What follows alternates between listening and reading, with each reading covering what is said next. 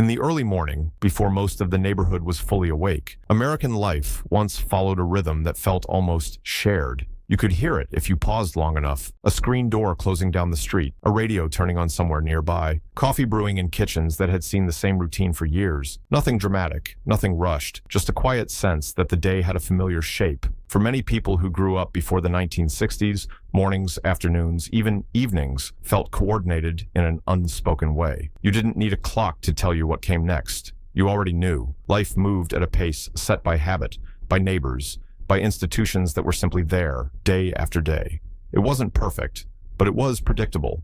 And for a long time, predictability was part of what made everyday life feel stable. Back then, daily American life worked through systems that rarely called attention to themselves. Schools started at similar hours across towns. Shops opened and closed at times people could rely on. Newspapers arrived at the same point each morning, carried by familiar routes. Workdays followed patterns that aligned families, communities, and even traffic on the roads. Much of this order came from shared expectations. Employers assumed a certain rhythm.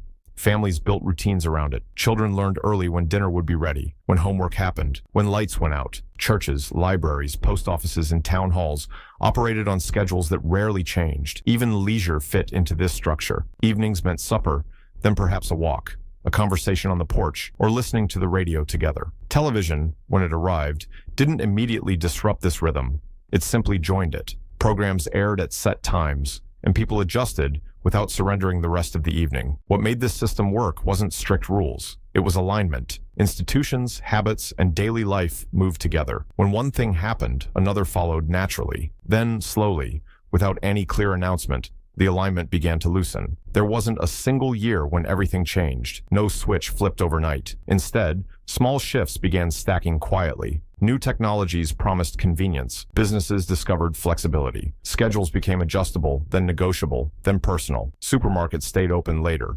Television programming expanded. Cars became more central to daily life, allowing people to live farther apart and keep different hours. Workplaces experimented with staggered shifts. Schools adjusted calendars. Even dinner moved, inch by inch, away from a shared hour. Each change made sense on its own. None of them felt like a loss at the time. In fact, many felt like progress. But over time, the shared rhythm weakened.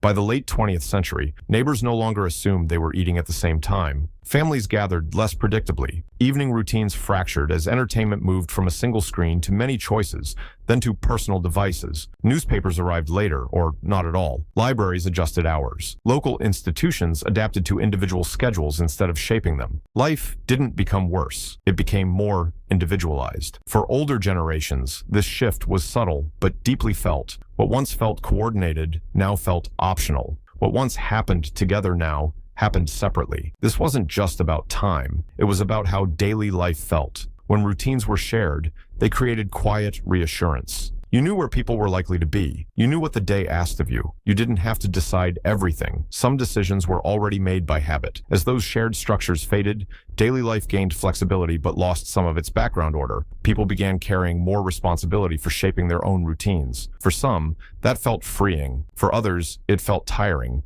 even if they couldn't quite say why. Many older Americans still notice this difference, not because they resist change, but because they remember how it felt when daily life moved together without effort. They remember when a town seemed to breathe on the same schedule, when quiet hours were respected without reminders, when you didn't need notifications to tell you what time it was to slow down. Today, much of that structure lives only in memory, but its influence remains. You can still see traces of it in certain places. Small towns where shops close early, neighborhoods where morning walks happen at the same time, families who still eat together not out of rule, but out of habit passed down. These moments stand out now because they feel intentional. Once, they were automatic. Why does this still matter? Because daily routines shape how people feel about their place in the world. Shared rhythms reduce friction. They offer quiet cues about when to work, when to rest, when to connect. When those cues disappear, people don't always replace them consciously. Older generations aren't just remembering the past. They're remembering a system that carried part of the weight of daily life, a system that didn't need to be explained because it was lived. Younger generations, raised in flexibility,